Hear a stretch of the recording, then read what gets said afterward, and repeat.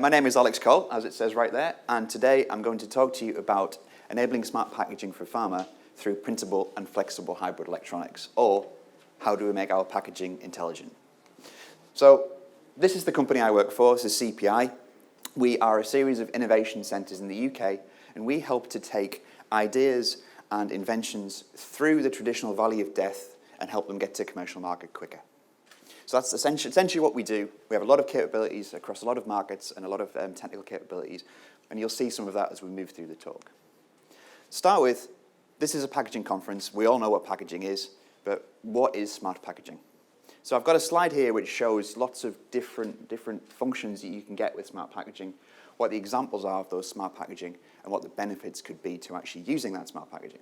So as we all know, packaging has two functions. The first one is to protect the goods, to make sure the goods arrive at their destination in the same quality as when they were manufactured. And the second one is to provide information. And this information is to different people across the supply chain, so potential buyers, existing customers, retailers, logistics. And so it can be information on how to store something, how to cook some goods if it's some food, how to take a medicine, and so on. What smart packaging does is it takes those original features and it extends them, and it adds something extra. So the definition of smart packaging is there's two types. There's active packaging, which is where we're actually extending the protection function of the goods, and there's intelligent packaging, where we're extending the function of providing information. And with the intelligent packaging, this also includes sensing and logging data as well. So if we look through the list, I've got quite a few examples on here. I'll just go through one of them. So at the top, we have gas scavenging. So this is where you may want to extend the shelf life of your goods. You can put some material in there which can absorb oxygen, absorb moisture. And if we were looking at the intelligent packaging, we might want to monitor the external environment of our goods so we can have things like temperature sensors, shock sensors, and communicate that information. And that will help you to do things like reduce supply chain losses. So I won't go through the full slide, but it's all there, and apparently we get a slide pack at the end of this conference anyway. Which are relevant to pharma? Well, most of these are relevant to pharma, and there's more. So there is some things which are relevant specifically to FMCG, so microwave receptors and venting films and so on for microwave cooking, but everything else is very interesting for pharma. So what are the opportunities? Why would we want to actually add some extra functionality to our packaging? Why would pharma want to even look at this? Well, there's lots of things, and this is a few examples of these reasons. So the first one is pharma tends to keep large stock levels to ensure good service levels. So they keep a lot more stock turns than they need.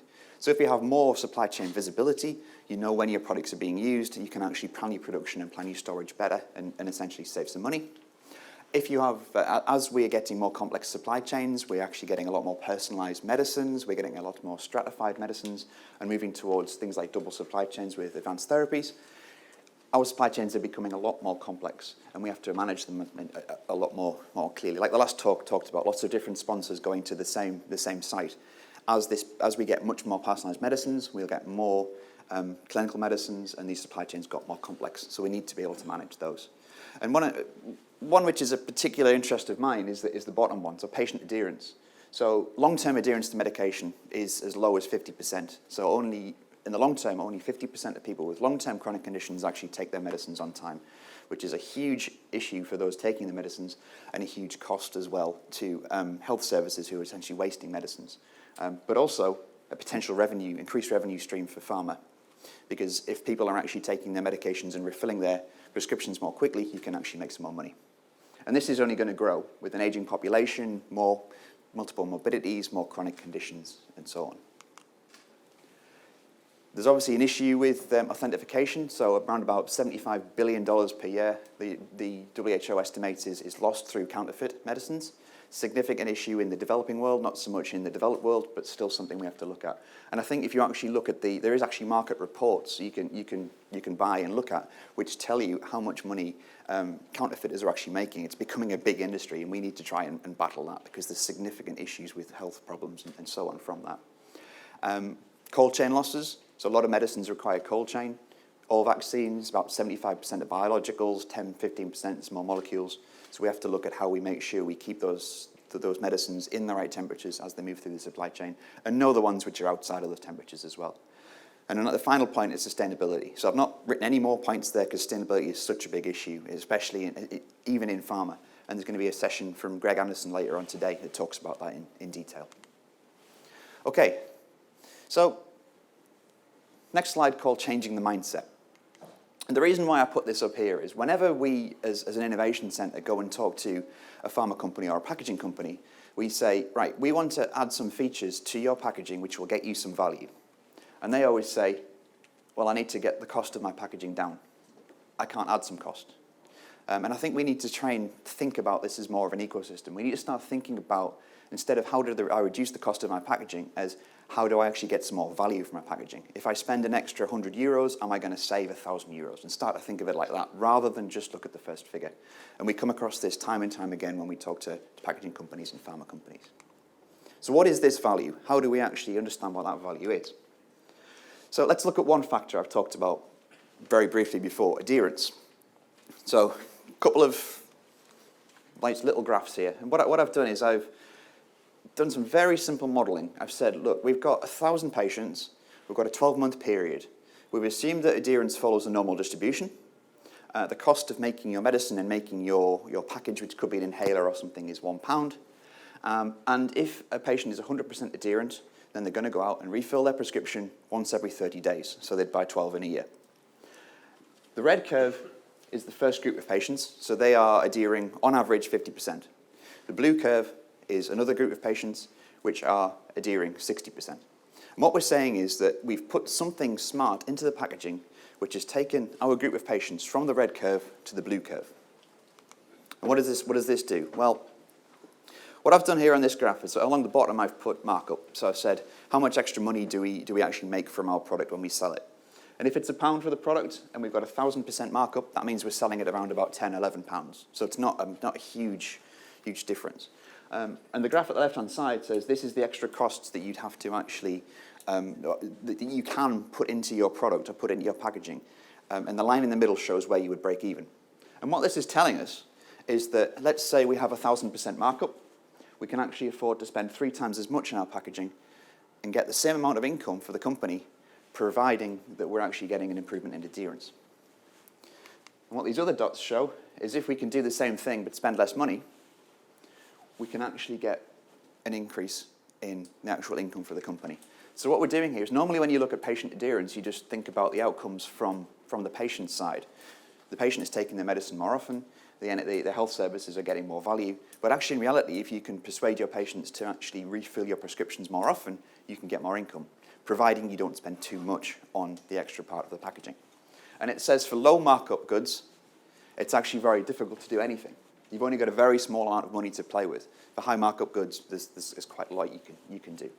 And this says we really need to choose the technology very well to get the income and get the extra value that we need. And I put this statement up here. So this is the crucial thing. In order to understand what the value is of this smart packaging or improving our packaging, we need to think about it as an ecosystem. So who actually benefits? Where is that benefit? How do we quantify that benefit?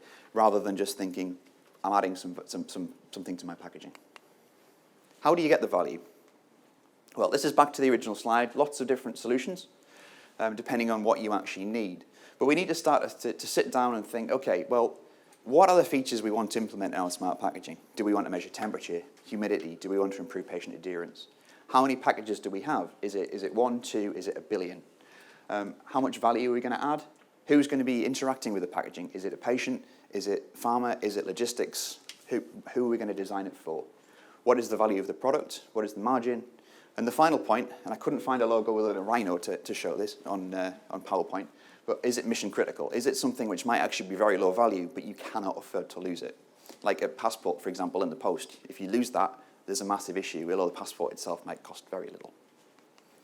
And what I've done here is I've started to try and map out some of the technologies which could be used for smart packaging. And I've started to think only about supply chain and security. So along the bottom of the graph, as you move to the right-hand side, this is where you are increasing your product or your packaging price. As you move to the left-hand side, you're getting more goods. As you move up this graph here, this side here, the y-axis, we're moving from technology development to mainstream. So something at the top right-hand corner is a low number of packages, but is very costly packages. Something here is a high number of packages and very cheap packages. And we're saying that there's different technologies which might fit for different numbers of packages and different values of packages. And I've started off here looking at traditional smart packaging, so not flexible electronics yet. So if you've got something which is very large number of packages and it's a mainstream technology, we might use printed codes, barcodes, QR codes, and there's a lot of solutions available there, things like Amcor, GS1, Kessler, and so on.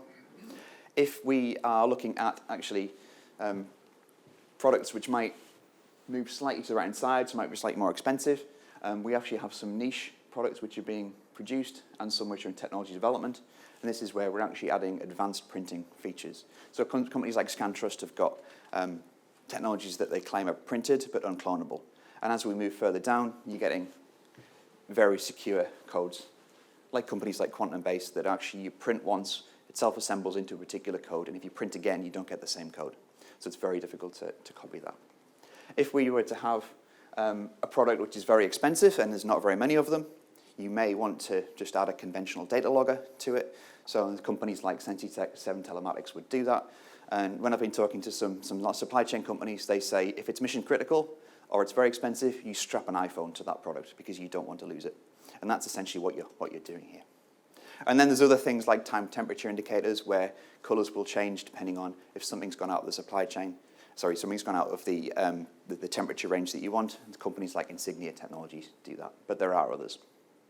Okay, so where does flexible electronics fit into this? So flexible electronics is a way of getting electronic features into materials. It's actually a way to get electronics into areas you wouldn't normally be able to get electronics into.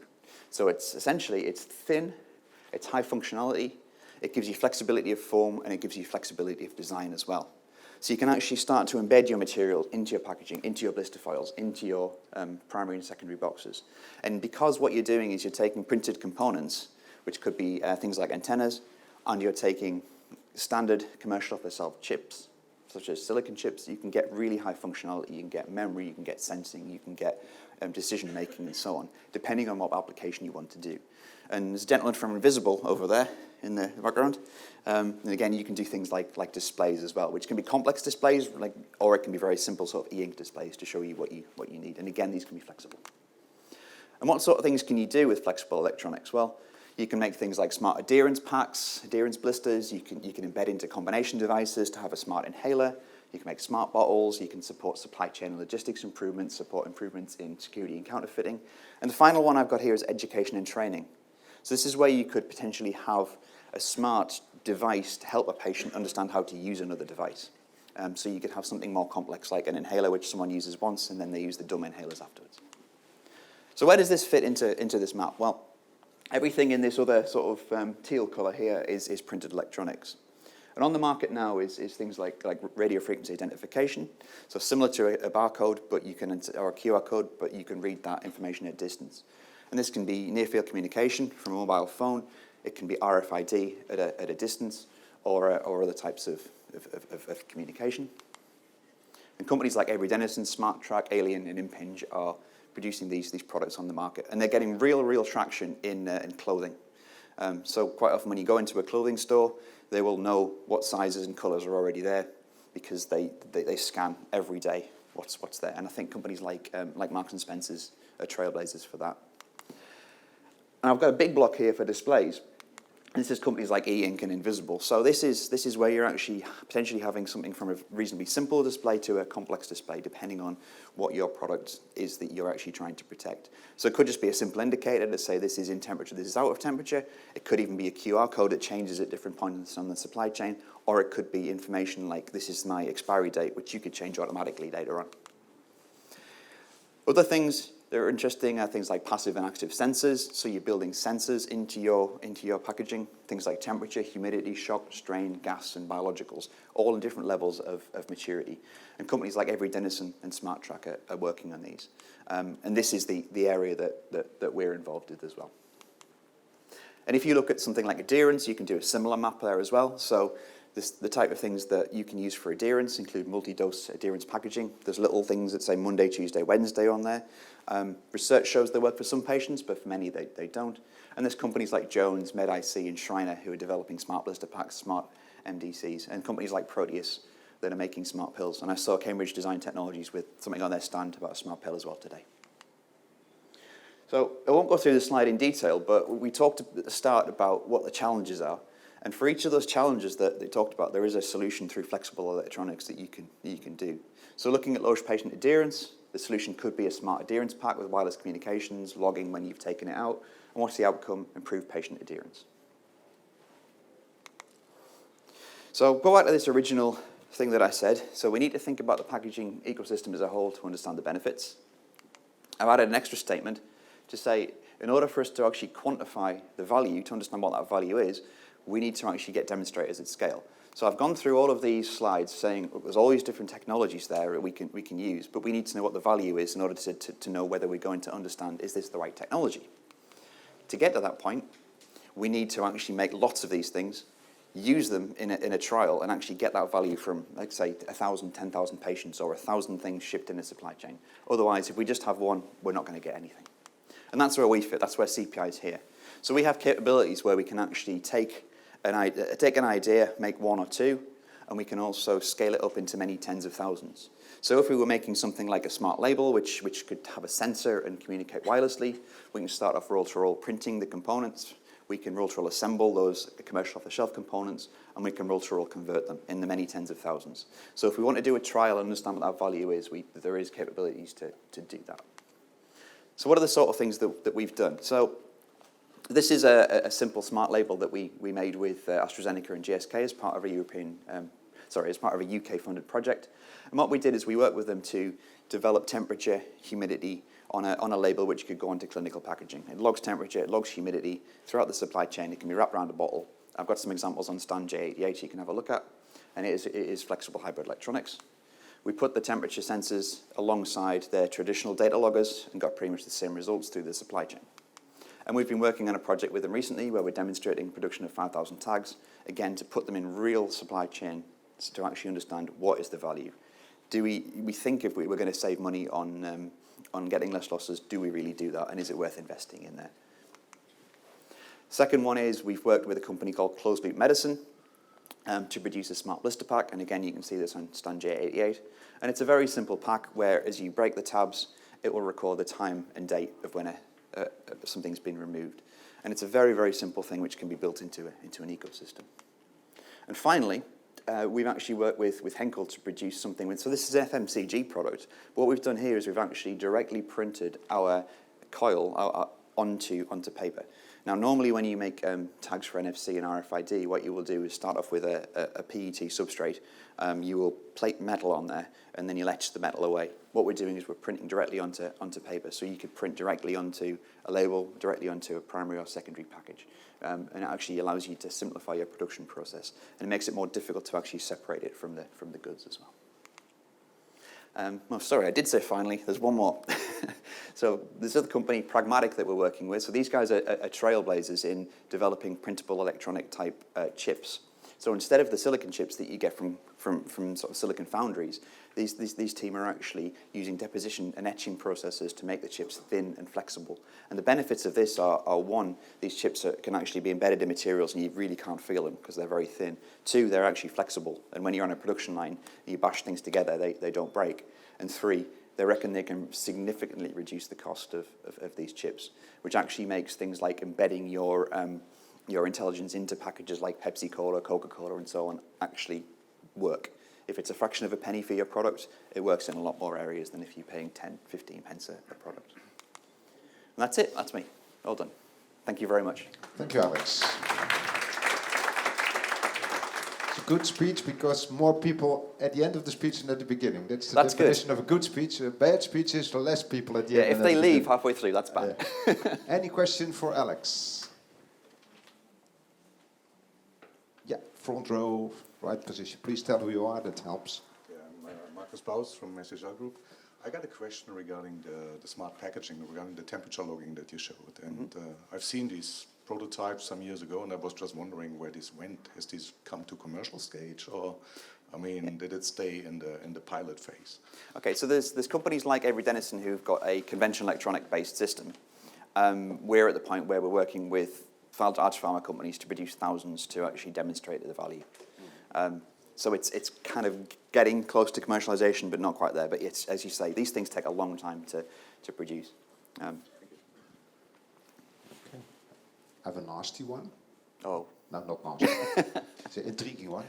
And so we are pharma, doing pharma here, and pharma packaging, and both fields are quite heavily standardized. And also when you heard Roche, you know, Paul, UFAM, not UFARM, UFAM. Also, we have to comply to all kinds of standards, sort of a boundary condition to move forward.